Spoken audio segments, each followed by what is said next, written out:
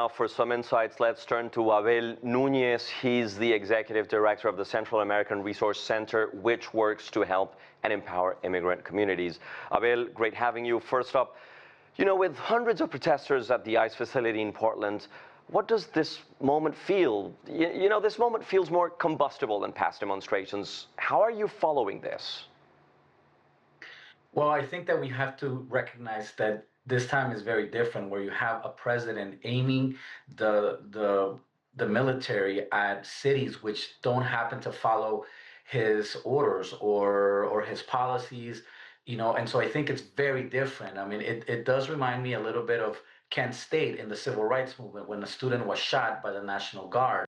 And so I think that this creates a situation when you have a lot of people with guns, you have the military with guns, police with guns, and yes, the citizens here with guns that can spark into something violent real quick where innocent people can get hurt. So I think that the best course of action is to allow police to police the cities, and ICE can continue to do its immigration enforcement, but not combining it with the military, because now you're going against the citizenry and the local governments. It's not like the local governments are asking for the help. It is the federal government imposing it on local communities, on states.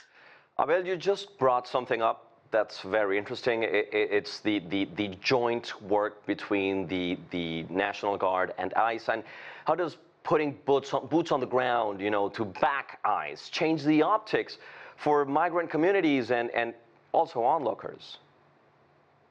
Well, I think that the president has always used a rhetoric that immigrants are invading, and that's what you use the military for. So he's actually in action showing that that's what he sees the communities in Chicago, in Portland, in Los Angeles. And these are cities that have people that are working hard to make this country great and to make sure that we function as a nation.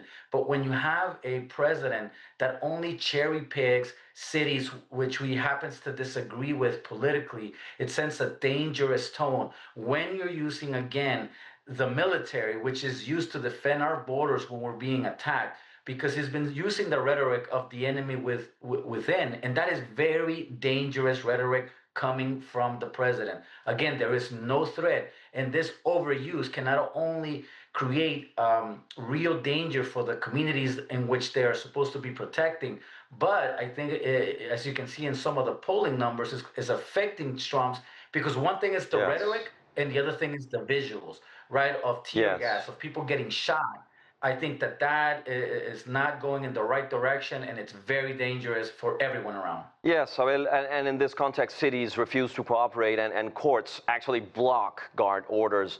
So what's next for immigration enforcement? Well, I think that, one, they need to roll it back. They need to stop these tactics that are heavy-handed, that are only meant to cause pain, separating families, injuring other people, and calling on other agencies of the government to help.